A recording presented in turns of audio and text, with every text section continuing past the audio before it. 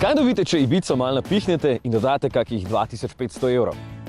Takšno Arona, ja. Še malo pa na testu sploh ne bomo imeli več klasičnih avtomobilov, ampak samo še privzdignjene. Arona je od tal oddaljena 19 cm in zdaj vam lahko takoj povem nekaj, kar sploh niste pričakovali.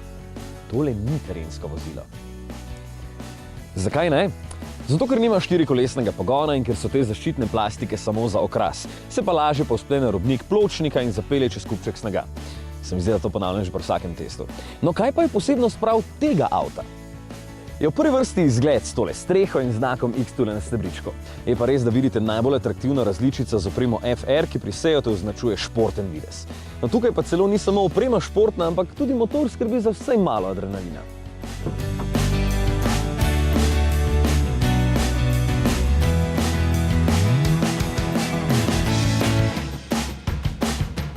Ena 1,5 litrski TSI je trenutno najmočnejši v ponudbi in ponuja 110 kW moči, to je 150 konjev, kar je kar lepa cifra za avto, ki tehta samo malo več kot 1200 kg. Super vleče v srednjih vrtljajih, ko turbo na polno zadiha, lepo pospešuje in je odličen za prehitevanja. Menjalnik ima 6 prestav, kar pomeni, da motor niti na avtocestah ne bo glasen, bo pa tam kar glasna vožnja, zato ker se okoli karoserije kar konkretno sliši šumenje vetra.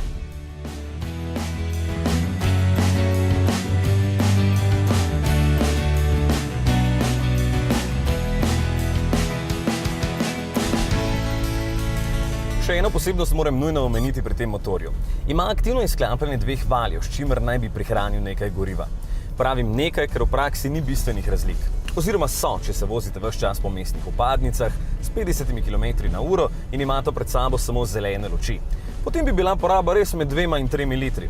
V povprečju na našem testu pa znaša 7,5 litrov, kar v resnici tudi ni slabo. Dejansko porabi podobno kot litrski TSI z bistveno manj moči. Ko deluje na 2 valje, se malo sliši, čuti in tudi piše tukaj, potem pa se s čisto kratkim zamikom preklopi na 4, ko se motor umiri, ampak takšne malenkosti boste opazili samo najbolj pozorni.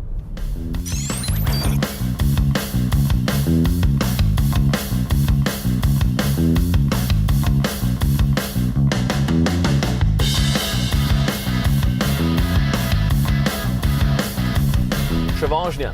Dejansko sem pričakoval, da se pelje malo bolj čvrsto in tako tudi je. Eden lepše voznih malih križancev je Arona, čeprav vseeno ni namenjen dirkanju čez ovinke, ker je podvozje vseeno malo preveč nervozno zadaj, kot tisto v primerjavi z Leonom. Pa mogoče tudi blaženje za marsikoga nastavljeno pretrdo, zato tisti, ki imate raje udobje, pozabite na opremo FR in na velika platišča. No, če je avto zunaj še kar zanimiv, pa je znotraj dolgočasen. Mislim, vse je tako pusto, pri Seatu se res premalo dovolijo. Tule je celo trda plastika, ampak kvaliteta izdelave sploh ni slaba. Veliko je tudi odlagalnih mest, sploh tole mi je všeč, da je gumirano, da telefon ne leti levo-desno po avtu. Nekih prostorskih čudežev ne pričakujte, ampak je vseeno dovolj prostoren za družinsko rabo in celo v prtljažnik lahko spravite kakšen otroški voziček, ker meri kar lepih 400 litrov, pa še zanke za tovor ali vrečke ima.